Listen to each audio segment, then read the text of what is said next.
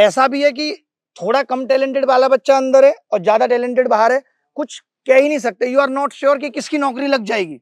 इनका कभी तो हो जाएगा। इस बार आपने देखा प्री और मेंस में 4 महीने का गैप हो गया था। पिछले साल नहीं था, पिछले साल 2 महीने का था, उससे पिछले साल 2 महीने का था। यानी ये हर चीज में मनमानी कर रहे हैं। इनके लिए एग्जाम कराना, जॉब देना एक फॉर्मेलिटी है। उसको गलत सही किस तरीके से भरना है कोई मतलब नहीं।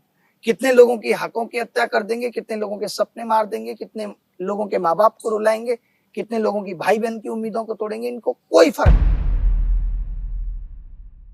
नमस्कार, मैं अभिनय आज एक ऐसा वीडियो लेकर के आया हूं जो सिर्फ सेलिब्रेशन नहीं है टॉपर्स का, जो सच्चाई दिखाएगा, जो बच्चों के दर्द को बयां करेगा और हमारी सहानुभूति उनके साथ कैसे है इस चीज को भी बयां करेगा। एसएससी सीजीएल 2024 शुरू से ही विवादों से घिरा रहा, चाहे वो नोटिफिकेशन पोस्टपोन को लेकर के हो, बच्चों के एडमिट कार्ड रिजेक्ट होने को लेकर के हो, फिर प्री के रिजल्ट में स्कैम को लेकर के और बाद में रिजल्ट का रिवाइज होना, और उसके बाद जब फाइनल आंसर की आती है तो बच्चों के अंदर एक दर्द आता है कि सवाल बहुत सारे गलत पूछे गए, पेपर ठीक तरीके से नहीं बनाया गया, और अचानक से एक फाइनल रिजल्ट रात के 12 बजे डिक्लेयर कर दिया जाता है कि तुमको ये पोस्ट मिली है।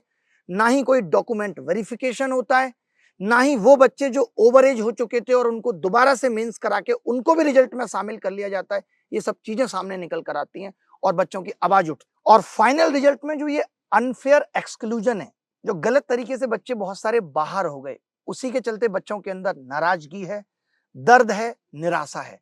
आज हम इन सब चीजों पे खुलकर बात करेंगे। आज हमारे साथ हैं 6 ऐसे लोग जो अपनी मेहनत के दम पे सेलेक्ट हो गए और जिनको कोई ना कोई पोस्ट मिल गई है, नौकरी मिल गई है, और 4 ऐसे लोग जिन्होंने मेहनत उतनी की, कई ऐसे भी इसमें जिन्होंने ज्यादा भी की, लेकिन सिस्टम की खराबी की वजह से, नॉर्मलाइजेशन के चलते, ये गलत सवाल पूछने के चलते बाहर हो गए। तो नमस्कार दोस्तों, आज हम इस चैनल पे वो सब बातें करने जा रहे हैं जो आज बच्चों के दिल में जो आग जल रही है उसको दिखाने जा रहे हैं।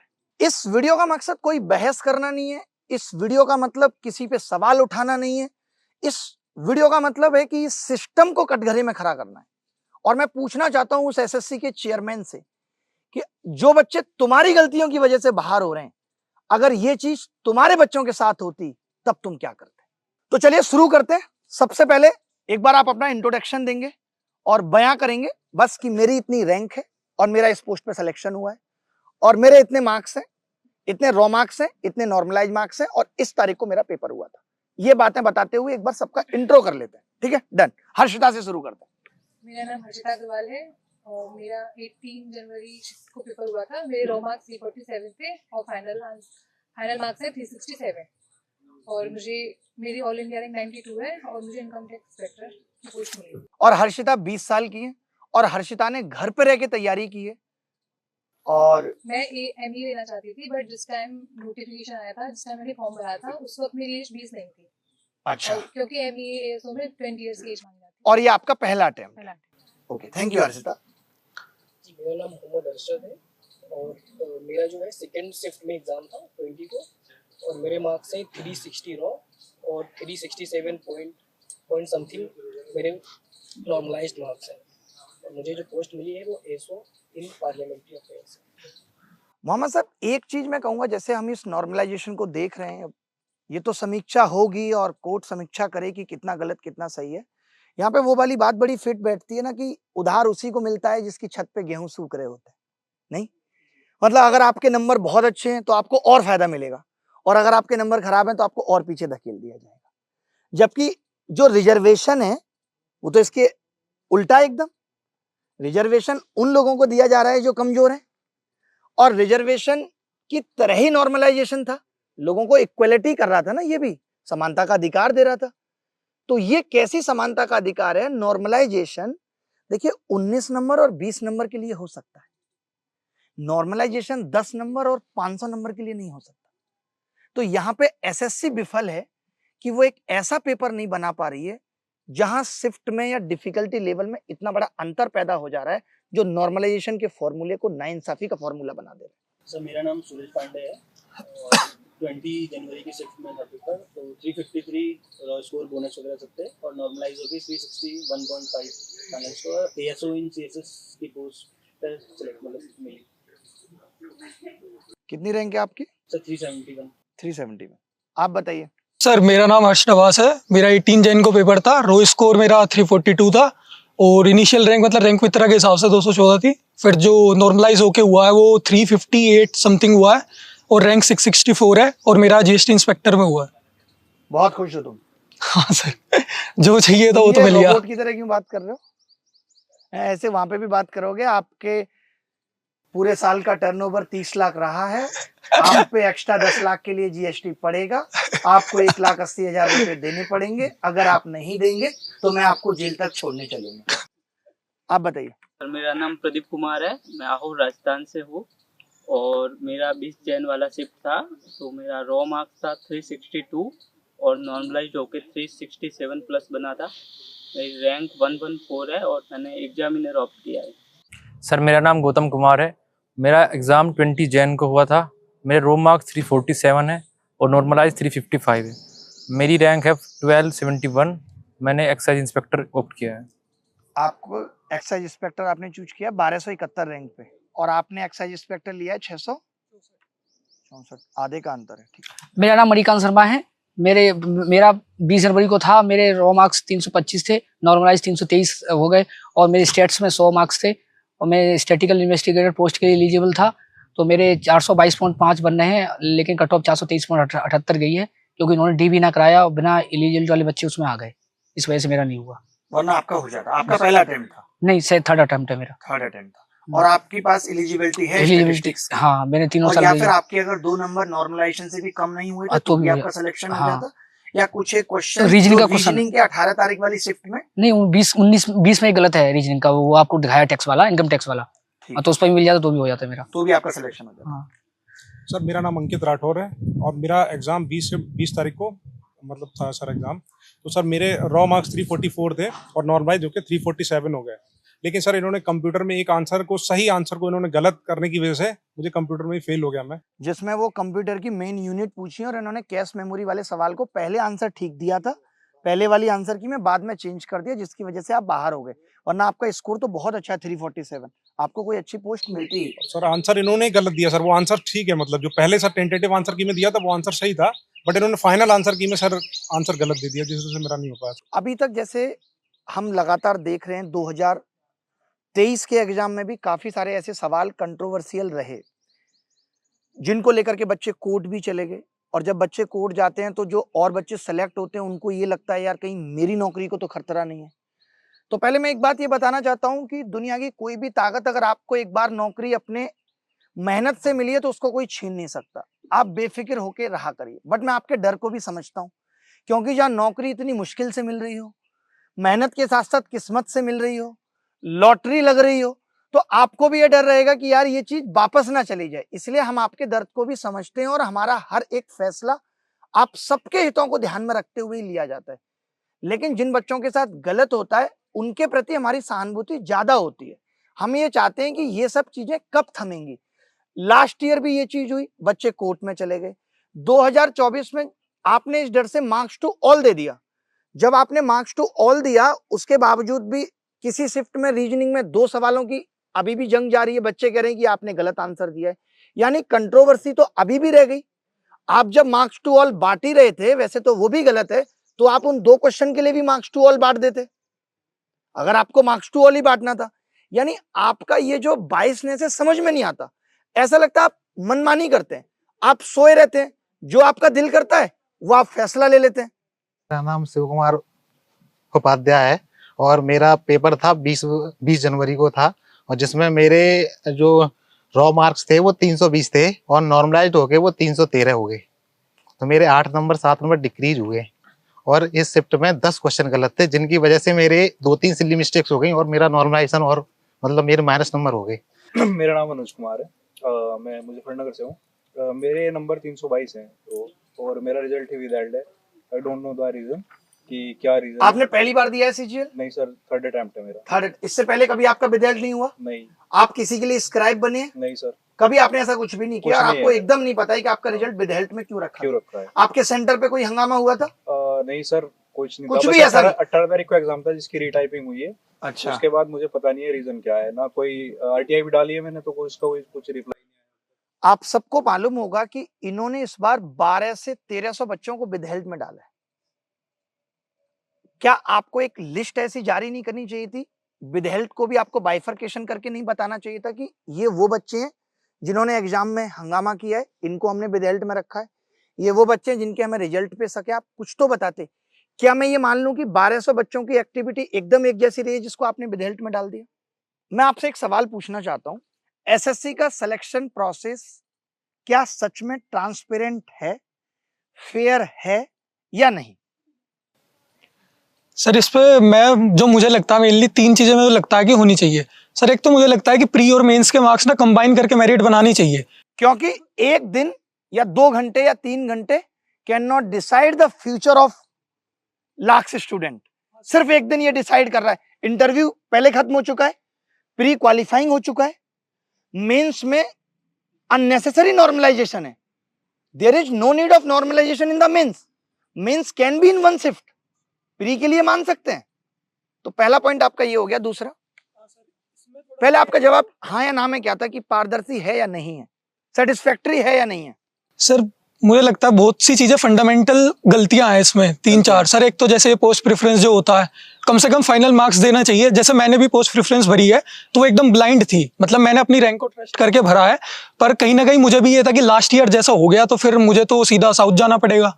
उससे अच्छा तो मैं कुछ दिल्ली में एएसओ आराम से ले सकता हूँ। मैंने रिस्क लिया, बहुत से बच्चों ने सीधा एएसएस भर दिया, सीएसएस, इस चक्कर में कि ये वाला सिस्टम ना हो जाए कि पता चले जीएसटी ले और नॉर्थ मिले ना साउथ चले जाए।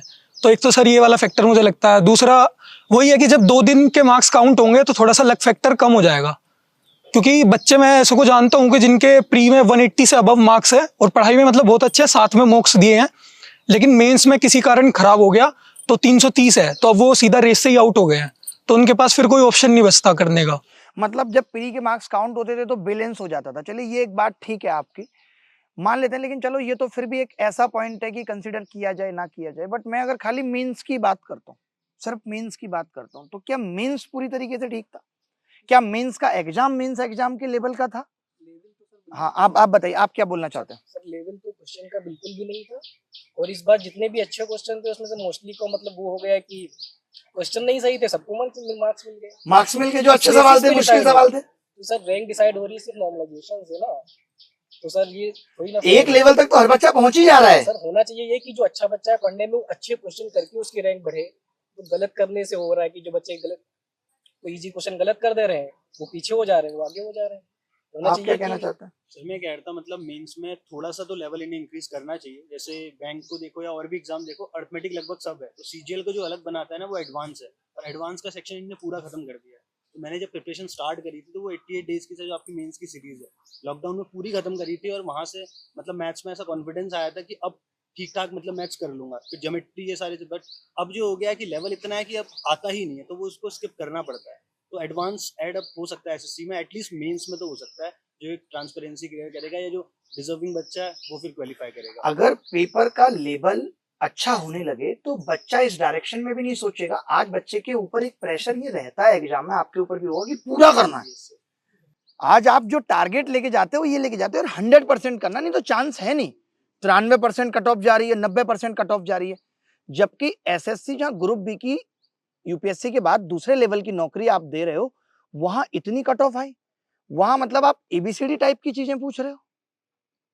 और ऐसे ऐसे क्वेश्चन मैं आपको बताना चाहता हूं, जैसे आप देखेंगे average of first 91 even number. मैंने 2 बड़े बड़े टीचर जो अपने आप को देश का सबसे बड़ा टीचर कहते हैं, उनका वीडियो खोल के देखा। उन लोगों ने भी सीधे n+1 और उत्तर बताया है। यानी वो टीचर जो देश के सबसे बड़े टीचर और लाखों बच्चों को पढ़ा रहे हैं, उनको नहीं पकड़ में आई ये बात कि ये सवाल गलत है। तो बच्चा कैसे पकड़ लेगा उस चीज को? और आपने बाद में उसको मार्क्स टू ऑल दे दिया। मैंने जब वो सवाल कराया तो मैंने बोले सवाल टेक्निकली गलत लग रहा है, क्योंकि फर्स्ट इवन नंबर कोई भी हो सकते हैं, 0 से भी शुरुआत हो सकती है। टीचर नहीं समझ पा रहा, बच्चा कैसे समझेगा? आपने करा तो होगा ही। कई बार तो ऐसे लोग होते हैं जो ये फॉर्मूला भी नहीं याद रखते, n+1 वो पूरा लिख के कर रहे हैं, 2 और फिर 4, और उनको लगता है यार कहीं गड़बड़ ना हो जाए, n है, n+1 आंसर होगा। एक बच्चे से आपको मिलाता हूँ, ये बहुत दिनों से तैयारी कर रहा है, बहुत इंटेलिजेंट बच्चा है, इसके अंदर तमाम दर्द है और आखिरी अटेम्प्ट था इसका। मैं इसके लिए मेरी चिंता ज्यादा है कि अब इसके पास मौका भी नहीं है। इसने सीजीएल को मोहब्बत मान लिया था, कभी सीएचएसएल भी नहीं दिया। पंडित जी आपकी कहानी सुनना चाहूंगा।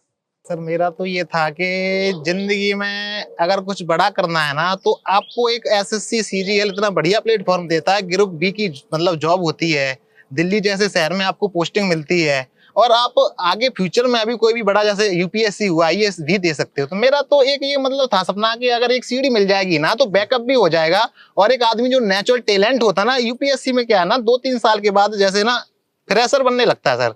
जैसे मैंने देखा है मेरे पास एसएससी में भी जैसे 2-3 साल होगी ना तो दबाव सा बनने लग गया यार, ये इतना तो मतलब था नहीं। जैसे एग्जाम जैसे 19 में नॉर्मलाइजेशन आ गया था सर, उसमें क्या था वो मतलब मेरे नंबर 10 ही बढ़े, लोगों के 50-50 नंबर बढ़ रहे हैं, जिसकी वजह से भी मैं लास्ट तक डीवी तक गया सर 2019 में। Yes sir.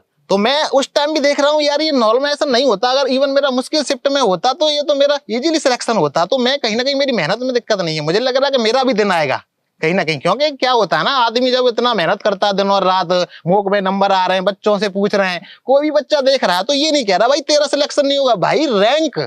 जैसे मेरे दोस्त हैं सारे जीएसटी इंस्पेक्टर हैं, कोई मान लो सीबीआई में, कोई दिल्ली एसआई बना बैठा है। और आपके दोस्त ही आपको पढ़ा रहे थे? मेरे दोस्त मेरे सपोर्ट में आगे जब लॉकडाउन लग गया तो घर वाले सपोर्ट नहीं कर पाए, पिताजी हमारे किसान हैं तो उन्होंने देखा यार ये बंदा दिनों रात लाइब्रेरी में लगा रहता है यार। इवन जब मेरा पेपर होता था तो मैं रूम पे भी नहीं जाता था सोने, क्योंकि मैंने कहा मैं रूम से नहीं आ पाऊंगा, लाइब्रेरी में सो जाता हूँ, बच्चे आएंगे मैं अपना जग जाऊंगा। क्योंकि मतलब कोई भी शोर साउंड होता है ना तो आदमी आंख खुल जाए, जैसी आंख खुलेगी अरे सीजीएल अरे मोक, क्योंकि यहाँ से होती है ना कोई लड़ाई पहले यहाँ से जीती जाती है। और मेहनत तो मेरी मतलब 24 कैरेट, क्योंकि मेरे दोस्तों ने देखी जो आज मेरे साथ खड़े हैं ना, वो उन्होंने देखा है आंखों से यार कोई बंदा कितना ज्यादा मतलब यहाँ से लड़ी लड़ाई। मैंने मेहनत तो मतलब ये भी किए थे, ऐसा नहीं है ये भी लोग मेहनत करके आए, लेकिन मैं भी मतलब मैंने जान झोंक दी थी एक टाइम पे। जब मैंने देखा मैं हिंदी मीडियम का छात्र हूँ यूपी बोर्ड से सर, मैंने उस टाइम पे भी बहुत मेहनत की थी। तो मुझे लगा यार इंग्लिश कैसे करेंगे, तो मैं ऑक्सफोर्ड ले आया। ऑक्सफोर्ड मैंने करी खत्म, मैंने कहा वॉकेब की दिक्कत नहीं आनी चाहिए, क्योंकि जब शब्द वॉकेबुलरी नहीं होगी तो इंग्लिश कैसे करेंगे आप। तो मैंने ऑक्सफोर्ड ही खत्म कर दी, जहां मास्टरों को नहीं ऑक्सफोर्ड पता होती है। इस बार आपके इंग्लिश में कितने मार्क्स? मेरे 123 सर। हाँ 2 सिली मिस्टेक्स हुई है मेरी, जैसे मतलब डॉग मीन्स कुत्ता, ऐसी सिली मिस्टेक्स हैं। क्योंकि मेरा मैथ्स रीजनिंग में 2-3 सवाल आने से मेरा वो पेपर खराब हो गया। रीजनिंग के जो एनालिटिकल के सवाल होते हैं आप जानते हो उसमें कोई सर्टेन आंसर नहीं होता है ना, वो एसएससी के उस पर होता है वो क्या मान रही है। तो उनकी वजह से मैं सोच रहा था अगर मेरा यही क्वेश्चन अगर गलत हो जाएंगे यार तो रेस, क्योंकि मुझे पता थी यार मल्टीपल शिफ्ट नॉर्मलाइजेशन फैक्टर हो सकता है। और मैं तो भगवान से रिक्वेस्ट कर रहा था कि मेरा मुश्किल शिफ्ट में आए, क्योंकि मैं परफॉर्म लगभग वैसे ही करूंगा, क्योंकि 1-2 सिली मिस्टेक्स ना 1-2 साल नहीं होती है। पेपर आ रहा है हाँ। कितना भी सरल दे दो। आप बताओ, मुझे तो गणित बहुत आती, मैं 200 नंबर नहीं ला पाया ना, हर बार एक सवाल में सिली मिस्टेक होती है। तो जब आप बहुत सरल पूछ लेते हो तो ऐसा नहीं है कि एक पढ़ने वाला बहुत अच्छा बच्चा है और आप उसको सरल दे दोगे, वो सरल और मुश्किल में ऑलमोस्ट सेम परफॉर्म करेगा। Yes sir. मैंने सरल वाले पेपर पे मैं एक बात बोलना चाहूंगा कि एक नॉर्मलाइजेशन 2 शिफ्ट में एग्जाम हो रहा है, दोनों बच्चों ने 180 का में से 180 परफॉर्म किया है। तो आपने जो दिया उसने पूरा किया है, पर एक बंदा 180 से 187 बना है, एक बंदा 201 बन गया है। आप 2019 की बात कर रहे हैं? बिल्कुल इसी बार में ही हुआ है। 180 का पेपर है। ओ रुको। अच्छा आप ये कह रहे हो आपने 180 का ही पेपर पूछा था? हाँ, यार ये चीज तो पहले नहीं होती थी, इसी बार सुन रहा हूँ मैं। नहीं, ये नॉर्मलाइजेशन हुआ है इस बार। नहीं तो पहले भी हुआ है कि जिसके 200 थे तो तब नहीं, अगर 200 है सरल और उसमें, अगर आप ये कह रहे हो 100% मार्क्स थे, 18 में भी 180 उसके और 20 में भी 180, तो एक का 20-21 नंबर बढ़ रहा है, एक का 7 नंबर बढ़ रहा है। अब वो क्या करे बताओ? तो ये भी तो जो 180 से वो कितना ज्यादा कर दे। 180 में से 180 मेरा दोस्त है सर, उसके 180 है सेक्शन 1 में, 20 तारीख को पेपर था, उसके 187 हो गए हैं। और एक दोस्त है उसका 18 को था, उसके 180 के 201 हो गए। ये डिफरेंस है। ये तो गलत है यार, क्योंकि ये कैसे इसका तो प्रूफ भी है। इजी पेपर का एक और ये लॉस है कि एक बंदा है जो 180 मार्क्स का क्वेश्चन 45 मिनट में कर पा रहा है, कुछ लोग हैं जो सेक्शन 1 कर पाते हैं, एक बंदा 60 मिनट में कर पा रहा है। तो ये इक्वल अपॉर्चुनिटी तो नहीं हुई। ऐसा भी है कि थोड़ा कम टैलेंटेड वाला बच्चा अंदर है और ज्यादा टैलेंटेड बाहर है, कुछ कह ही नहीं सकते। यू आर नॉट श्योर कि किसकी नौकरी लग जाएगी। हाँ बोल। तो पेपर इतना इजी ना बनाया जाए कि बच्चे को गलती करने का मौका ही ना मिले। हाँ, तो कम से कम 1-2 गलती अफोर्ड कर सके ऐसा पेपर हो। एग्जैक्टली हाँ, क्योंकि अब मैं बता रहा हूँ कि बच्चे 90 में से 90 मैथ्स में स्कोर करके, 90 में से 90 रीजनिंग की स्कोर करने के बाद भी सिलेक्शन नहीं ले पा रहे हैं। नहीं हो रहा है, क्योंकि आप एक क्वेश्चन भी छूट गए जीएस में, थोड़ा पीछे रह गए तो आप रेस से ही बाहर हो गए। और इनके पेपर का लेवल ये है कि 20 तारीख को एक क्वेश्चन आया था कि blueberry is the blue, here blue signifies colour शेयरनेस। ये किसको नहीं पता ये ब्लू कलर है? ये क्वेश्चन आया था 20 तारीख शिफ्ट में, ये पूछ रहे हैं ये। कुछ भी पूछ रहे हैं ये तो चलो फिर भी आपने बड़ा जेन्युइन बात बोल दी। आप देखिए ये ऐसे सवाल पूछ रहे हैं कि लंदन ठुमुकता गाना किसने गाया, ये सवाल पूछ रहे हैं। कल को ये पूछेंगे तू चीज बढ़िया मस्त मस्त पे किसने डांस किया था। कल को ये पूछेंगे कि बादशाह का ओरिजिनल नाम क्या है। कल को ये पूछेंगे हनी सिंह और बादशाह की कंट्रोवर्सी में कौन जीता।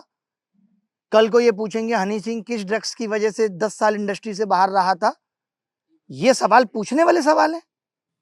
20 तारीख को प्रोबेबिलिटी का क्वेश्चन था, उसके 2 आंसर थे, वही इंडिपेंडेंट और म्यूचुअली एक्सक्लूसिव। अब मैंने ग्रेजुएशन करी है स्टेट से, तो मुझे अच्छी तरह आती थी प्रोबेबिलिटी, मैंने उसको करा बहुत बार, तो उसका 2 बार आंसर आ रहा था, तो मेरा टाइम खराब हुआ। मैंने कहा क्या लगाऊं, म्यूचुअली लगाऊं कि इंडिपेंडेंट लगाऊं? तो लगाना तो है एक, तो मैंने म्यूचुअली लगा दिया। तो मैंने टाइम तो दिया उस पर, तुमने सबको चपड़ा चार्ज दे दिए। सही बात है, फॉर्मूला याद करके गए आप घर से। तो मेन चीज तो यही थी ना सर, हमारी वाली शिफ्ट में 4 क्वेश्चन शुरू में ही वो ऐसे आ गए जिनकी वजह से, क्योंकि रीजनिंग करते हैं सबसे पहले लोग 3-4, मैं सोच रहा हूँ यार इसमें पहले ये गोल सेट करेगा, असेसमेंट करेगा। देखो ये था ना क्वेश्चन, इसको नंबर सबको दे दी, मैं उसमें 4 मिनट खराब कर गया सर। मुझे बताती अगर मैं यहीं पीछे रह जाऊंगा तो यार मैं रेस आगे की लड़ाई कैसे लड़ पाऊंगा, क्योंकि इन लोगों को शायद महसूस नहीं हो रहा जिसका लास्ट चांस होता है ना, वो एक एक बारीक, मैंने मोक में 330 प्रेशर ज्यादा है ना सर, मैंने उसके लिए जिंदगी में यही सब कुछ है मेरी जिंदगी। मैंने कहा मैं दुनिया में अपनी सांस के बिना रह सकता हूँ, CGL के बिना नहीं। उस तरीके से मतलब मोहब्बत की थी मैंने, क्योंकि आप लोग तो सिर्फ मुझे अभी यहाँ मेरे पीछे का दर्द मेरे दोस्त जानते हैं कि बंदा क्या लाइब्रेरी में चले जाओ। मैं मुखर्जी नगर में, पता है मुखर्जी नगर में रहते हुए भी मुखर्जी नगर में नहीं हूँ, रूम एंड लाइब्रेरी एंड मेरे दोस्त जो मेरे मतलब बैग में पीछे खड़े हैं, मुझे पता है यार इनका भरोसा है मुझे, तो ये एनी हाउ मेरे ड्रीम्स के साथ पूरा करना है। तो मैंने तो जान ऐसे झोंक दी थी कि मतलब एक ये मान लो ना कि CGL में लिस्ट में नाम के बाद भी शेर से लड़ना पड़ेगा, तो मैंने यार शेर से भी लड़ेंगे, दिक्कत कोई नहीं है, क्योंकि आखिर में CGL से तो अब हमारा द्वंद्व हो गया, ईगो पे बात आ गई, आत्मसम्मान। किसी न किसी, हमारी मेहनत की कमी नहीं थी, मेहनत में कमी होती तो मौके में नंबर देख लो, जो बंदा ED लाया उसके नंबर देख लो, मेरे नंबर देख लो, पता चल जाएगा। लाइब्रेरी में लोग मौके नंबर नहीं बताया करते थे, मेरे सारे पूछ रहे हैं क्यों, पता है बंदा कितने घंटे कर रहा है, पता। लोग ये पूछते थे भैया GS कहाँ से पढ़ते हो आप, GS कहाँ से पढ़ते हो। एक बात बताओ, मैं 5-7 साल लगा के आया हूँ तो मुझे तो सारी पता है। SSC के मैं नमज बता दूंगा कि SSC कहाँ, क्योंकि मेरा हर एक सेकंड SSC पे इन्वेस्ट हुआ। यस सर, तो मैं तो मतलब बारीकी जानता था, लेकिन मुझे नहीं पता था कि मैं लास्ट अटेम्प्ट में SSC का शिकार हो जाऊंगा, इस सिस्टम का शिकार हो जाऊंगा। और इसीलिए मैं भगवान से कहता था जब मुझे आपने यहाँ तक लाया है तो मुझे ये भी देना कि मुश्किल शिफ्ट देना। अगर मैं हारूंगा तो सेटिस्फाई रहेगा कि मैं मेरी वजह से बाहर हुआ हूँ, इस सिस्टम की वजह से बाहर नहीं। जब आपका एफर्ट बहुत ज्यादा हो जाता है ना और आपका सिलेक्शन ना हो, अच्छी शिफ्ट होती, सब कुछ होता, तो आपको दर्द नहीं होता। बस सर यही बात है, मेरी मेहनत में कहीं ना कहीं कमी रही। जब आप सोचिए जैसे आप कह रहे हैं कि 180 वाला 187 भी बन रहा है और 201 भी बन रहा है, यहाँ बच्चे का दर्द है कि यार मैं मेरी वजह से नहीं आ रहा, आप मेरी कोई कमी है तो मुझे बताओ। तो ये दर्द बहुत बहुत बड़ा दर्द है। और सर मेन चीज SSC का कोई एकदम ऐसा नहीं है जो मैंने ना निकाला हो, MTS CHSL कोई जॉब नहीं करनी, सीज घर वाले के आते छोटे मोटे पेपर, मैंने कहा CGL से नीचे कुछ नहीं करेंगे, कुछ भी हो जाए। मेरा ये मतलब जिद हो गई थी। मेरा सिलेक्शन लास्ट ईयर आपका CGL में क्यों नहीं हो पाया था? लास्ट ईयर में अभी 2 क्वेश्चन उन्होंने माने ही नहीं, हाईकोर्ट बोल गया कि इनके आंसर। कितने नंबर थे आपका लास्ट? मेरे 295 नंबर बन रहे थे, और उसमें अभी मतलब 2 तो हाईकोर्ट ने बोला, इवन 3 क्वेश्चन ऐसे थे जो चेंज होने चाहिए, लोगों ने तो 8-8 पे डाली थी। हाईकोर्ट ने माना 2 को। SSC कह रहा तुम अपने साइड में हो जाओ, हम तुम्हें नहीं मानेंगे, हम हैं जो हम हैं। कितने नंबर से रह गया था? मैं उसमें 12 नंबर से रह गया, 3 क्वेश्चन, मतलब 307 GST की लगी थी, EWS से हूं मैं सर। तो अब बताओ कितना क्लोज। लेकिन मुझे ये था कि चलो यार अब सिंगल शिफ्ट थी यार, इसमें तो अब क्या ही हो सकता है यार, एटलीस्ट लास्ट अटेम्प्ट है। और इस बार सर नॉर्थ में इतनी बढ़िया वैकेंसी, इतनी बढ़िया तैयारी, प्लेटफॉर्म सेट है, दिन और रात मेहनत, तो कहीं 1 सेकंड के लिए लगा नहीं कि मैं रेस से बाहर हो जाऊंगा। अगर मैंने कितने भी बुरे दिन होंगे तो कोई ना कोई सीट ले जाऊंगा, लेकिन आज सिस्टम की वजह से मैं बाहर हूँ सर। और मेरा सर इसी बात को लेके कंसर्न है कि ये सर एक टेंटेटिव आंसर की पहले दे देते हैं कि ये आंसर इसके सही होंगे, उसके बाद ये सर एक फाइनल आंसर की देते हैं। उसमें सर मतलब एक तो ऐसा क्वेश्चन है जिसमें इन्होंने बोनस दे दिया, एक सर ऐसा कुछ मतलब आंसर है जो इन्होंने पहले सही दिया था, बाद में मतलब वो आंसर सही था लेकिन इन्होंने फाइनल आंसर की में गलत आंसर देते। तो उस चीज के लिए भी SSC को जवाब देना चाहिए कि जो हमारा सही आंसर था उसका गलत आंसर की वजह से एक लड़का बाहर हो गया। मैं तो अभी तक यही चीज नहीं समझ पा रहा हूँ कि हम लोग कहाँ आके खड़े हो गए हैं कि हम 130 क्वेश्चन सही और उनके 130 सही जवाब नहीं दे पा रहे। मतलब अगर शायद हम आज मीडिया में इतने बड़े बड़े मुद्दे उठते हैं, हम दूसरे देशों को नीचा दिखाते हैं और कहते हैं हम बहुत आगे निकल गए हैं, उस देश में SSC जैसा कमीशन आज 130 सवाल सही देके उनके सही आंसर नहीं बता पा रहा है। कहाँ हमारा एग्जाम सिस्टम पहुंच गया है, कहाँ हमारा एजुकेशन सिस्टम पहुंच गया है। जो किताबें हमारे पिताजी ने पढ़ी वही किताबें हम पढ़ रहे हैं, वही किताबें हमारे बच्चे पढ़ेंगे। कोई अपडेशन नहीं है। हम इस देश को कहाँ लेकर जा रहे हैं। आज डेमोग्राफिक डिविडेंड है, इतना युवा बैठा है, कल को ये युवा बूढ़ा हो जाएगा। आज से 10 साल बाद आप देश को कहाँ देखते हैं। मैं प्रधानमंत्री मोदी जी से भी ये रिक्वेस्ट करना चाहता हूं, यहाँ सिर्फ सरकारी नौकरी की लड़ाई नहीं है, आपने नौकरियां हर जगह कम कर दी। आज प्राइवेट सेक्टर में भी नौकरियां नहीं है। आज प्राइवेट सेक्टर में नौकरियों की तनख्वाहों में कोई बढ़ोतरी नहीं हुई। आज से 5 साल पहले भी एटीएम कार्ड 8 से 10 हजार पा रहा था और आज भी एटीएम कार्ड 10 से 12 हजार रुपए पा रहा है, जबकि महंगाई कितनी चरम सीमाओं पर है। तो मैं देश के प्रधानमंत्री से पूछना चाहता हूं कि सरकारी नौकरियां तो प्राइवेट चल रहे सिस्टम को मैनेज करने के लिए होती थी। जब तुम्हारा ये प्राइवेट सेक्टर ही नहीं चमकेगा, आज बांग्लादेश टेक्सटाइल में भारत से आगे निकल गया। शर्म की बात है, हम लोग गांधी जी के जमाने के लोग हैं, जहाँ चरखे पे बुनाई होती थी और कपड़ा हम चिल्लाते थे। आज बांग्लादेश जैसा देश हमें टेक्सटाइल में पीछे छोड़ रहा है। आज आप देखेंगे इस जैकेट पे भी लिखा हुआ है मेड इन बांग्लादेश। फिर आप कहते हैं कि चाइना को बाइकआउट करो। जब चाइना वो चीज 3000 में दे रहा है जो भारत में 10,000 में नहीं तैयारी हो पा रही, तो कैसे हम चाइना को बाइकआउट करें। भारत में प्रोडक्शन खत्म हो गया है। भागलपुर जैसी जगह में चल रही इतनी रेशम की फैक्ट्री बंद हो गई। लोगों को रोजगार मिले तो मिले कैसे, ना प्राइवेट में रोजगार है। और जब ये उद्यम नए लगेंगे नहीं, नई इंडस्ट्री नहीं आएंगी, तो सरकार को तो अब जरूरत ही नहीं है लोगों की। सरकार को तो 700-800 आईएएस चाहिए देश चलाने के लिए। उसमें आप देख लो, उसमें नहीं दिख रहे इस तरीके के स्कैम इतने बड़े लेवल पे। वो तो सब एग्जाम यूपीएससी अच्छे से करा ले रही है। और देश की मीडिया को शर्म नहीं है, जाके चेयरमैन के मुंह पे माइक लगा के पूछें कि भैया इतने सारे लोग आवाज उठा रहे हैं, तुम्हारी क्रेडिबिलिटी पे शक कर रहे हैं, तुम्हारी अकाउंटेबिलिटी पे डाउट है, जवाब दो। चेयरमैन नहीं सुनना, डीओपीटी मिनिस्टर को पकड़ के बोलिए, जितेंद्र सिंह साहब आपने बच्चों का भविष्य बर्बाद कर दिया। क्या डीओपीटी चला रहे हो आप। सोचो यहां इनकी जगह आपके बच्चे होते और वो यहां बैठे होते और उनका दर्द मैं सुन रहा होता, तब आप पे क्या बीतती। सवालों के कटघरे में खड़े होकर ये सवाल मैं आपसे पूछना चाहता हूं। अगर हिम्मत है तो जवाब दीजिए। आपकी तो जिंदगी बढ़िया चल रही है, बट बाकी लोगों का क्या। वैसे हम सब कहते हैं कि हम भगवान राम के फॉलोअर हैं, हम उनको मानते हैं। भगवान राम ने तो जनता के प्रति जो प्रेम दिखाया है, जो उनके हितों को सबसे ऊपर रखते हुए अपनी प्रजा की जो चिंता की है, वो आजकल के राजाओं में कहां दिखता है। कोई फर्क नहीं है। हर एग्जाम का यही हाल है। और नॉर्मलाइजेशन की तो ऐसी होड़ लगी है। बीपीएससी चेयरमैन, हम भी लाएंगे नॉर्मलाइजेशन, हम भी लाएंगे, हमें भी अपने चाचा के लड़के का कराना है, हमें भी अपने फूफा जी का कराना है। ये नॉर्मलाइजेशन की भीड़ है, क्योंकि इनको पता चल गया स्कैम करना है तो नॉर्मलाइजेशन लाओ। आरटीआई आया किस लिए था, ट्रांसपेरेंसी थी किस लिए। तुम तो कुछ बता ही नहीं रहे हो। नॉर्मलाइजेशन का इतना शौक है तो चुनावों में भी ले आओ। जो आदमी पहली बार खड़ा हो रहा है अबदोजा जैसा, उसको भी फायदा दो कि भैया तुम्हारे 3000 वोट प्लस हो जाएंगे। वहां नहीं है कोई नॉर्मलाइजेशन। सर पीसीएस में बच्चों ने 1 साल तक लड़ाई लड़ी है कि नॉर्मलाइजेशन ना है। हमने भी दिया यूपी पीसीएस। सोचो आप लड़ाई लड़ी जा रही है देश में। युवा इसी में पागल है। क्या क्या करे, तैयारी करे। एक एग्जाम का सफर तमाम उम्र का सौदा है। एक बच्चा अपनी लगाता है, वो जवानी जो करोड़ों की 20 गज के कमरे में गवा करके, और तब वो वहां तक पहुंचता है और उसको आखिरी स्टेज पे आप कह देते हैं कि आपको हम नहीं लेंगे क्योंकि हमारा सिस्टम ठीक नहीं है। अच्छा हाँ बताइए, आपकी कहानी बड़ी इंटरेस्टिंग है, आप बताइए। बोलिए। मैं जैसे कि पढ़ने में शुरू से अच्छा था। मैंने एनआईटी वारंगल से कंप्यूटर साइंस में इंजीनियरिंग किया है। और एक गजब। उसके बाद मैं 1 साल प्राइवेट जॉब भी किया है, तो पे स्केल भी मेरा अच्छा ही था, तो वैसा कुछ प्रॉब्लम नहीं था। और मुझे शुरू से सोशल सर्विस में आना ही था। फिर मैंने यूपीएससी की तैयारी की, तो मेंस भी लिखा। और जैसे कि इस बार मेरा अटेम्प्ट में प्री भी नहीं हुआ, तो होती है चीज़ें कि तुम्हारे कंट्रोल में नहीं होती, और मूव ऑन करना भी ज़रूरी है। ऐसा भी नहीं है कि तुम लगे रहो। तो फिर मैंने सीजीएल देखा कि 6 महीने 7 महीने में हो सकता है तुम्हारे हाथ में जॉब, तो मैंने सीजीएल लिखा और 6-7 महीने में हो गया क्लियर। बहुत बहुत।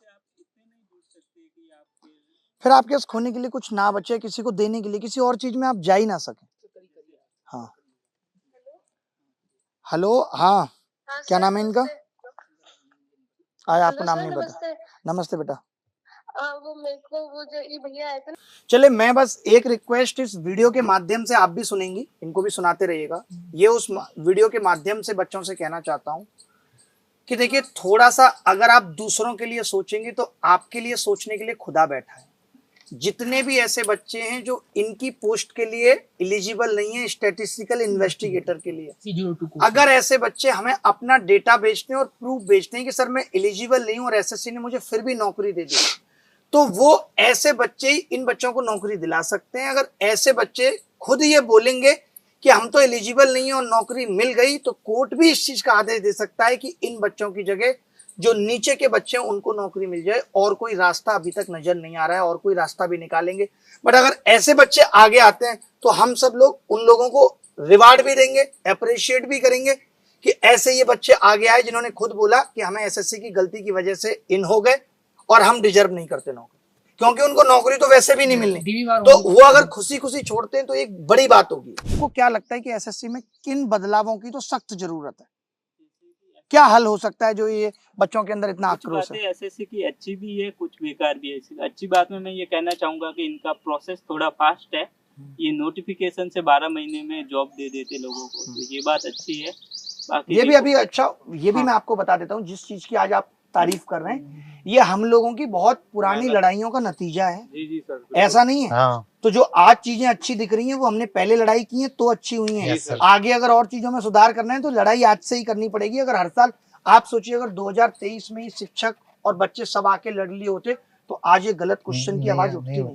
मैं आपको एक केस के बारे में बताना चाहता हूँ। बीपीएससी वर्सेस स्टूडेंट्स एक केस था जिसमें 100 में 45 सवाल गलत पूछे गए थे और हाईकोर्ट ने बोला दिया था उसको कि एग्जाम दोबारा होना चाहिए। फिर चीजें जब हाईकोर्ट बेंच पे गई तो उसने कहा एग्जाम दोबारा इस बेसिस पे नहीं हो सकता, लेकिन इस बात की अब गारंटी दी जाएगी कि कोई भी सवाल गलत नहीं पूछा जाए, क्योंकि ये तो तय हो चुका है कि गलत पूछना इनकी आदत है और इनका प्लान है पैसा वसूलना।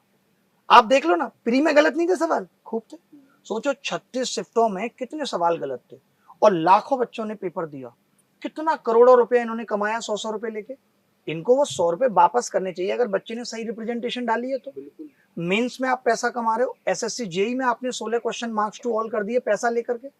बच्चे ने वो पैसा मार्क्स टू ऑल के लिए तो नहीं लगाया होगा।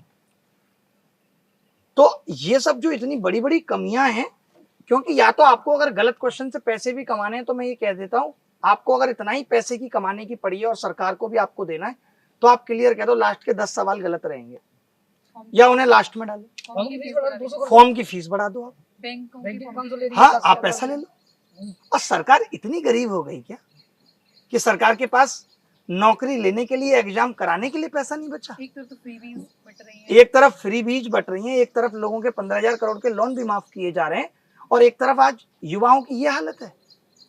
और फिर हम कहते हैं कि हम 2047 में भारत को विश्व गुरु बनाएंगे, जहाँ युवा अटका हुआ है रील में। अब ये कैसे अपना मन डाइवर्ट ना करे रील में? आपके सामने ही देख लो, अभी ड्रीम 11 की बात कर रहा है, क्या करे?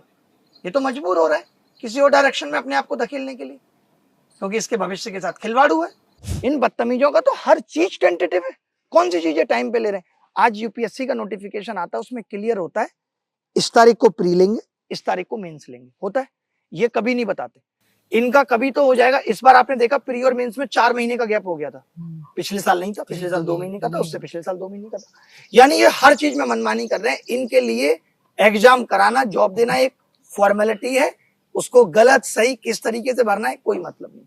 कितने लोगों की हकों की हत्या कर देंगे, कितने लोगों के सपने मार देंगे, कितने लोगों के माँ बाप को रुलाएंगे, कितने लोगों की भाई बहन की उम्मीदों को तोड़ेंगे, इनको कोई फर्क नहीं पड़ता। रिजल्ट में जब इनको पता चल गया था कि गड़बड़ है तो ये रिवाइज पहले नहीं कर सकते थे? पहले भी कर सकते थे। कितने बच्चे तो आपको पता है रिवाइज होने के बाद भी सेंटर पे नहीं पहुंच पाए, उनको पता ही नहीं, इतना लेट चल पाया कि रिजल्ट रिवाइज हो गया। हर बच्चा तो यूट्यूब खोल के नहीं बैठा ना। मतलब जहां पूरा सिस्टम खुद सवालों के घेरे में खड़ा है और तुम कहते हो कि हम अच्छे सवाल पूछ के नौकरी दे रहे हैं, औकात ही नहीं है आपकी। तो जहां आप पे हर बच्चा सवाल उठा रहा है, जो बच्चा सेलेक्ट हुआ है उसको भी लगता है कि सिस्टम ठीक नहीं है। मैं मान लेता कि जो बच्चे नहीं सेलेक्ट हुए इसलिए वो रोना रो रहे नहीं। आप देखो इनमें से भी कितने सारे बच्चे लगातार सिस्टम का शिकार हुए हैं। अभी भी ये हर देखिए 2 नौकरी लेके बैठा है, इसमें इसकी गलती है। इसको अभी आप पूछ लो तो ये 1 नौकरी इसको देने को तैयार हो जाएगा। क्या दिक्कत है इसको? मेरे तो सिस्टम की गलती है ना। 3-4 जगह आया हुआ है, घर वाले कहते हैं अपने छोटे भाई को दे दे, मैं कैसे दे दूं? बताओ बहुत गलत है बिल्कुल। सर मेन चीज ये भी है ना, अब हाल ये हो गया कि अगर अगली साल बंदा 350 भी लाएगा तो भी श्योर नहीं है, क्योंकि 10-10 क्वेश्चन का हेरफेर हो रहा है। तो 350 के बाद एक बंदा जो 342 लाया था उसको लग रहा था मैं दिल्ली एक्सआई ले जाऊंगा, उसको क्या मिला? कुछ नहीं मिला सर। तो अगली बार 360 ला के जब रोएंगे ना तो लोगों की आंखें खुलेंगी कि ये हो क्या रहा सिस्टम में। अभी तो जिनको मिल गई वो तो फ्री हो गए, लेकिन एटलीस्ट जो अभी बैठ रहे हैं ना कि हम तो लाइब्रेरी में 360 ला रहे हैं, भाई मैं गारंटी लेता हूँ 360 के बाद भी ना रो ना, तो मैं गारंटी लेता हूँ मेरी लाइफ ही चलेगी इसी में सर। मैं हर बच्चे से भी ये कहना चाहता हूं कि आप अपनी दर्द का एक छोटा वीडियो हमें बना करके भेजिए। हम हर एक बच्चे का वीडियो रोज डालेंगे और आपके दर्द की आवाज, आपके संघर्ष की आवाज, इस सच्चाई की आवाज, इस लड़ाई की जो आपकी गलत के खिलाफ है वो सरकार तक पहुंचनी चाहिए, एसएससी तक पहुंचनी चाहिए। नीचे आपके सामने एक नंबर फ्लैश करेगा, आप इस पे अपनी वीडियो बना के भेजिए, लोगों को पता चले कि आपके अंदर कितना दर्द है। आप भी गलत नहीं है, बस आप इस गलत सिस्टम का शिकार हुए हैं। क्योंकि हम बस ये चाहते हैं कि रिफॉर्म्स हो ताकि आगे आने वाली पीढ़ी को ये सब ना झेलना पड़े। और खामोशी जिन लोगों ने भी ले रखी है, चाहे वो टीचर्स हैं, तो समझ लो कि खामोशी सबसे बड़ा समर्थन होती है गलत के लिए। अगर तुम आज आवाज नहीं उठा रहे हो इसका मतलब तुम भी इस गलत का समर्थन कर रहे हो, तुम भी कहीं ना कहीं इस गलत में शामिल हो। सबको आवाज उठानी चाहिए और खाली यूट्यूब पे वीडियो उठाने से या बोल देने से आवाज उठाना नहीं हो जाएगा। हर तरीके से आज जो टीचर्स 100-100, 500 करोड़ रुपए कमा के बैठे हैं, जो आज जहां भी हैं वो बच्चों की बदौलत है, उन सबको आगे आना चाहिए। कि अगर कोई एक आदमी लड़ाई कर रहा है तो सबको फाइनेंशियली, मोरली, हर तरीके से सपोर्ट करना चाहिए। मान लेते हैं कि आपको डर है, उसके बावजूद आप फाइनेंशियल तो सपोर्ट कर सकते हैं, आप बैकडोर से तो सपोर्ट कर सकते हैं, आप मेरे जैसे बंदे के मनोबल को तो बढ़ा सकते हैं। मेरे लिए भी ये लड़ाई लड़ना इतना आसान नहीं है, मुझे भी सपोर्ट की जरूरत होती है। एक सवाल था कि ड्रीम गर्ल कौन है, मैंने कहा ये भी सबकी अपनी अपनी है, मैं हेमा मालिनी क्यों लगाऊं। मैंने दोनों सवाल छोड़े थे। शाम को एसएससी का नोटिफिकेशन आता है कि ऐसे जो 2 सवाल पूछे गए थे ये सवाल ठीक नहीं है और इनको हटा दिया गया है। 98 सवालों पे मार्किंग। सोचिए, तो उस दौर में ऐसा होता था। और अब तो ये कुछ भी पूछ रहे हैं, बादशाह रैपर पे सवाल पूछ रहे हैं, इतने उलूल जुलूल सवाल पूछ रहे हैं जिसकी कोई हद नहीं। कल को ये किसी न्यूज की डिबेट से उठा के सवाल पूछ लेंगे। कल को ये पूछेंगे बीजेपी का सबसे अच्छा प्रवक्ता कौन है। कल को ये पूछेंगे बीजेपी का ऐसा कौन सा प्रवक्ता है जिसने लाइव डिबेट में गालियां दी। कल को ये पूछेंगे कि रिंकिया के पापा से किसको चिढ़ाया जाता है। ये सब सवाल पूछोगे आप, क्या भरोसा किया जाए आपका। क्योंकि जहां नॉर्मलाइजेशन टैलेंट को कुचल रहा है, तो ये नॉर्मलाइजेशन करेक्शन नहीं करप्शन है। मानते हैं पंडित जी कि नहीं। और जो बाहर रह गया वो फेल नहीं है, समझ रहे हैं। और आप सोच रहे हैं कि आप अंदर हो गए, तो आप ये समझ लीजिए कि अगला शिकार सिस्टम का कोई आपका भाई बहन ही होगा। क्योंकि यार रिजल्ट आने के बाद नहीं, रिजल्ट बनने से पहले ही लड़ाई शुरू हो गई थी। पहले से ही लोगों को डाउट था, आपने गलत सवाल पूछे, अब आप इनका उत्तर सही करेंगे या नहीं करेंगे। क्योंकि अगर आप अब भी चुप रह गए तो यही सेम चीज आपके साथ होगी कि आप इस मंच पे बैठे होंगे। तो आपको समझना पड़ेगा इन लोगों के दर्द को, और हम सब इस चीज के खिलाफ लड़ाई करेंगे और ये जंग हम जीतेंगे। मैं ये जितने भी टेलीग्राम चला के हीरो बन रहे हैं 2 पैसे कमा के, उनको भी कहना चाहता हूं कि तुम लोगों को भी फेयरनेस तरीके से इस लड़ाई में साथ देना चाहिए। टीचर से भी कहना चाहता हूं, 1 साल कुछ नहीं कमाओगे तो गरीब नहीं हो जाओगे। इतना तुमने कमा लिया, एक तरफ तुम कहते हो कि हमारी दाल रोटी जिंदगी भर चलती रहेगी, और एक तरफ तुम्हें यह है कि एक सेशन भी खराब नहीं होना चाहिए। तुम्हारे पास फर्जी रील बनाने के लिए समय है, उलूल जुलूल रील बनाते हो तुम कि ताकि बच्चों की रीच हो, लोग जाने कि तुम भी शिक्षक हो। और जब बच्चों के हक की लड़ाई की बात आती है, जिन बच्चों को तुमने, इन बच्चों को नहीं पढ़ाया, ऐसे कितने बच्चों को तुमने पढ़ाया होगा जो नहीं सेलेक्ट हुए, इनके प्रति तुम्हारी कोई सिंपैथी नहीं है, तब तुमसे बड़ा लालची कोई नहीं है। अभी भी तुम उन बच्चों के पीछे भाग रहे हो जिनका सिलेक्शन हो गया है, क्योंकि तुम्हें ये दिखाना है मेरे इतने ज्यादा सिलेक्शन हुए। उसके लिए तुम तमाम पैसा भी खर्च करने को तैयार हो।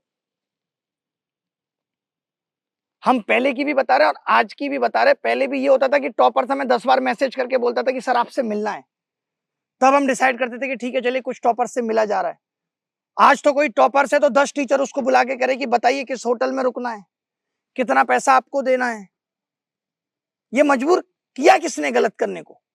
शिक्षक तो उदाहरण हुआ करता था, बच्चों के लिए प्रेरणा हुआ करता था। आज वही इस तरीके की हरकतें कर रहा है तो बच्चों को क्या सीख देगा? हम तो नहीं मानते ऐसे लोग गुरु हैं।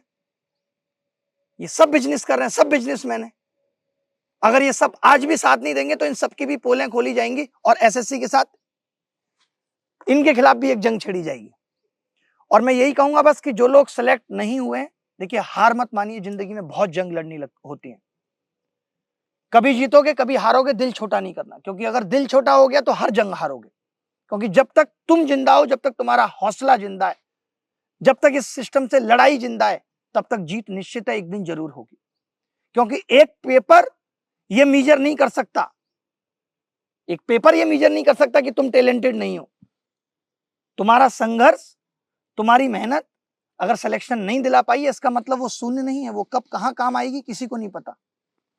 तो हिम्मत नहीं हारनी है पंडित जी, यही कहूंगा मैं आपको भी और आपको भी। आप जैसे लोगों से मुझे बहुत लगाव है और हम जीतेंगे ये लड़ाई। और सर मेन चीज ये सर मेन चीज ये भी है, जैसे मुझ जैसे और भी मतलब बहुत सारे हैं जिनका लास्ट चांस था, तो सर उनके लिए क्या कुछ हो पाएगा क्या सर? हजारों कोशिश तो हमारी यही है कि कम से कम कुछ नहीं है तो एसएससी बॉर्डर लाइन वाले बच्चों के लिए 1 जनवरी से एज काउंट करे, सबके लिए कर ले एक एक मौका। जहां तुमने इतनी गलतियां की हैं तो क्यों तुम बच्चों के लिए एक मौका नहीं दे सकते? बिल्कुल देना चाहिए, क्योंकि हमारा डर बस यही है कि अगले साल भी ये सब दोहराया जाएगा, तब स्टूडेंट क्या करेगा? फिर उम्मीद करते हो कि तब लड़ाई लड़ी जाएगी। आज तो आधी लड़ाई हो चुकी है, इसको कंटिन्यू करना। आज मैं सब टीचरों से भी ये कहना चाहता हूं कि नया केस करेंगे, नया केस करेंगे, फिर आप कर ही लीजिए और बताइए कि आपने अब तक क्या करिए। 8 दिन हो गए रिजल्ट आए हुए। जो चीजें पहले से चल रही हैं, एक लड़ाई पहले से लड़ी जा चुकी है, उसमें बीच में अगर साथ दे दिया जाए तो क्या दिक्कत है? क्योंकि जब तक हम सब लोग कलेक्टिव आवाज नहीं उठाएंगे, तब तक लोगों के ऐसे ही भविष्य और सपने टूटते रहेंगे। मतलब सर कोई ये बोलता है ना कि आपका सिलेक्शन तो लक के बेसिस पे हुआ है, तो ये चीजें भी हट करती हैं। बिल्कुल सही बात है। तो जिनका सिलेक्शन हुआ है वो भी पूरी तरीके से खुश नहीं है, और मेरे तो घर में ही सिस्टर का नहीं हुआ है, तो मुझे काफी दुख है। बिल्कुल, बट क्या कर सकते हैं? वो ये कि उसमें ना आपकी कोई गलती नहीं है, आप सबने मेहनत की, फल मिला आपका। आप ऐसा नहीं चाहते थे कि आपके बराबर वाले मार्क्स वाले का ना हो, आपको क्या ही था? आपको तो अपनी एक नौकरी की चिंता थी। आप मोहम्मद साहब कुछ कहना चाहते हैं? कुछ आपने लिखा है कभी? नहीं, जिन लोगों का सिलेक्शन नहीं हुआ है सर, जिन लोगों का सिलेक्शन नहीं हुआ है सर, उनकी लड़ाई हमसे नहीं, उनका सिलेक्शन हुआ है उनकी सिस्टम से है, सिस्टम से है। और जो गलत तरीके से लोग बिल्कुल बिल्कुल बड़ी कमाल की बात कही आपने। सबकी एक स्टोरी है अपनी स्ट्रगल की, और इन लोग का मतलब कि सिस्टम से लड़े, जैसे से लड़े। हम लोग अगर गलत हुआ तो साथ देने के लिए तैयार है, वो गलती नहीं की है, सही बात है, तो फिर हम लोग एकदम साथ देने के लिए तैयार है। कुछ भी गलत हुआ है रिफॉर्म के लिए। और कभी ये मत सोचिए कि आपके साथ कभी गलत होगा। कई लोग ना अफवाह ऐसे फैला देते हैं, तुम्हारा रिजल्ट रुक जाएगा, तुम्हारा ये, कुछ भी ऐसा नहीं होने वाला है, ये मत सोचिए। आपको तो एक नौकरी चाहिए, इसमें 12,000 नौकरी ऐसी है जिन्हें कोई नहीं ले रहा। उन 12,000 में से तो इनको अगर हिस्सा मिल रहा है तो आपको क्या तकलीफ है मेरे भाई? हर्ष भाई आप बोलिए, कुछ बच्चों के लिए क्या कहना चाहते हैं? सर मेरा तो यही है कि मतलब किसी एक रौला एग्जाम अपना है मेरा तो एक एग्जाम पे स्टिक मत रहो। मतलब पहले मेरा भी था, एनडीए था, 10-12 बार एसएसबी में आउट हुआ। मतलब रिटर्न तो मतलब ऐसा है कि एक 2024-23 का सीजीएल मान लो, उससे अलग जो पढ़ा है वो आज तक क्लियर ही हुआ है, छुट्टा तो कोई सा नहीं है। तो यही है कि मतलब कब से जानते हो तुम? सर मैं जानता हूँ 2022 के एंड में जब सीजीएल आया था ना, मतलब मैं एसएसबी में से ही बाहर होकर आ रहा था, तो एक लड़का मिला था, तो तब बैठ के सोचा ट्रेन में कि भाई 36,000 वैकेंसी आ रही है, तो चलो एक नौकरी तो ले लेते हैं, आगे बाद में ट्राई करते रहेंगे। तो तब अनअकैडमी से पढ़ा था मैं, तो आपसे उस टाइम पे चल रहा था। अच्छा। लास्ट टाइम से था, तो आपसे तो मैं तभी पढ़ा था। मतलब फिर जरूरत नहीं पड़ी, फिर तो रिवीजन और उससे ही काम हो गया था। करता था मैं उस टाइम पे बड़ी। अभी 2 साल में तो जिंदगी बहुत बदल गई है। उस टाइम तो बहुत हंसी मजाक, बच्चों के कमेंट पढ़ना, जवाब देना। आप भी पढ़ते थे इसी में? हमेशा सबकी बातों के जवाब देना, कमेंट बना बना के पढ़ना, खाते। ये बड़ा बदनाम हूं मैं ना इसके लिए। मैं एकमात्र ऐसा टीचर हूँ, पता नहीं क्या मेरे अंदर भी प्रॉब्लम है, मुझे लगता है कि मुझे क्लास के बीच में ही खाना है। पता नहीं क्या बीमारी है, मेरे घर वालों की दिक्कत है कि वो देंगे उसी टाइम पे, नहीं तो खाने को ही नहीं मिलेगा। आप कुछ कहना चाहते हैं बच्चों के लिए? सर वही है, जो सेलेक्ट हुए उनको बहुत बहुत बधाई, और जो नहीं हुए वो उन्होंने, ऐसा नहीं है कि वो कम इंटेलिजेंट है या उन्होंने कम मेहनत की है। बात ये है कि 18-20 लाख लोग एग्जाम दे रहे हैं, उसमें 18,000 ही सेलेक्ट हो रहे हैं, तो मेहनत करने वाले लोग बहुत है, पर वैकेंसी इतनी है तो वो लिमिटेशन हमेशा रहेगी। तो दिल छोटा ना करे, मेहनत करते रहे, और आपका भी वक्त जरूर बदलेगा, सबका वक्त आता है। और जैसा कि सर से एक बात सीखने को मुझे मिली कि सर हर टाइम आपको खुश नजर आएंगे, तो अपनी लाइफ जिए, खुश रहे, और आप इस तरह खुश रहेंगे तो जिंदगी में बहुत कुछ अचीव हाँ, कर ही सब लेंगे। कुछ जीता जा सकता है खुश रह करके, और इस सिस्टम के लिए, और जो हमें छोड़कर भी चलेगी, हमारा खुश रहना उसके लिए सबसे बड़ी सजा है। पीछे तमाम चीजें चलती हैं पर्दे के पीछे, लेकिन किरदार तो पर्दे के आगे निभाया जाता है, और उसके निभाने में गलती कभी नहीं होनी चाहिए। तो सबसे जरूरी यही है खुश रहना। हम कर क्यों रहे हैं कि हम खुश होंगे। खुश होंगे, अगर हम आपको खुश हैं हर तो पल हम जीना पड़ेगा। आप ये नहीं सोच सकते यार अब मेरा क्या होगा, अब कब एग्जाम होगा, कब प्री होगा। हर एक इंसान को सफल होने के लिए एक प्रोसेस से गुजरना पड़ता है। आपका वो प्रोसेस कुछ खराब हो सकता है, अच्छा हो सकता है, बट गुजर हर आदमी रहा है। सरल पूछने लगा है कमीशन, तो जो हमारा जो बिल्कुल सिली मिस्टेक्स करने का जो एक हो गया है सभी स्टूडेंट्स का, मैं भी उसी में था।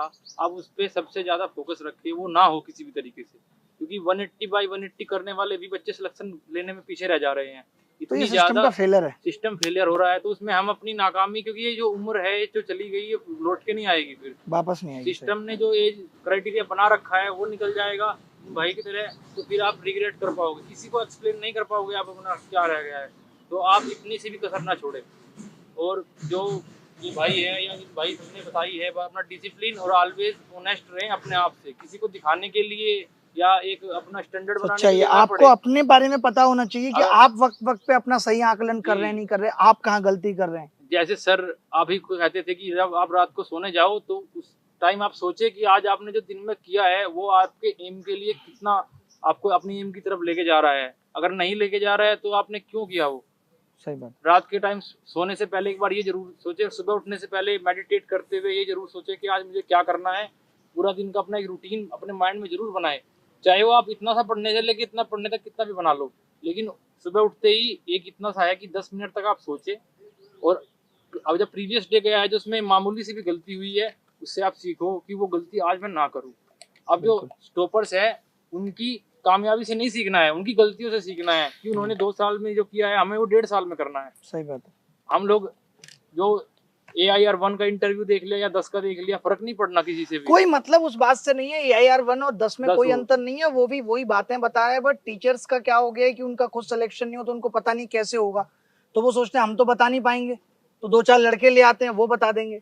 अरे हम तो खुद पता है कि कैसे सिलेक्शन होता है, बच्चों को बताते ही रहते हैं क्लास के बीच में। इसके लिए इतने सारे इंटरव्यू क्रिएट करना वो भी बच्चों का टाइम वेस्ट करने जैसा ही है, और उसको अपने हिसाब से बुलवाना कि भाई ये बोल दो। बिल्कुल सर। तुमने ये किताब पढ़ी थी, नहीं लो मेरी ये किताब पकड़ के मेरे साथ फोटो खिंचा लो। जी जी सर। अजीब ही नौटंकी हो रही है इनकी। भैंस को भोपाल ले जाऊं यार। किसी का भी कोई ये किताब नहीं पढ़ोगे तो तुम्हारा सिलेक्शन ही नहीं होगा। तो तुम्हारा क्यों नहीं हुआ था? तुमने तो लिख दी है, मतलब तुमने लिख दी तो तुम्हारा नहीं हुआ था, और ये पढ़ेगा नहीं तो इसका होगा नहीं। कितनी कमाल की बात है। और आज सिलेक्शन के लिए अकेला मैथ्स एक फैक्टर नहीं है, इंग्लिश एक फैक्टर नहीं है, जीएस एक फैक्टर नहीं है। आज सारे सब्जेक्ट्स जिम्मेदार है सिलेक्शन के लिए। जिसकी जो प्लस लक किस्मत, जिसकी जो भी स्ट्रेंथ है आप उसको जानो, और किसी का शेड्यूल आप फॉलो नहीं करो। आप अपना स्ट्रेंथ जान के अपनी मेहनत आपको आकलन करना होगा, कैसे कैसे चीजों को टैकल करना है।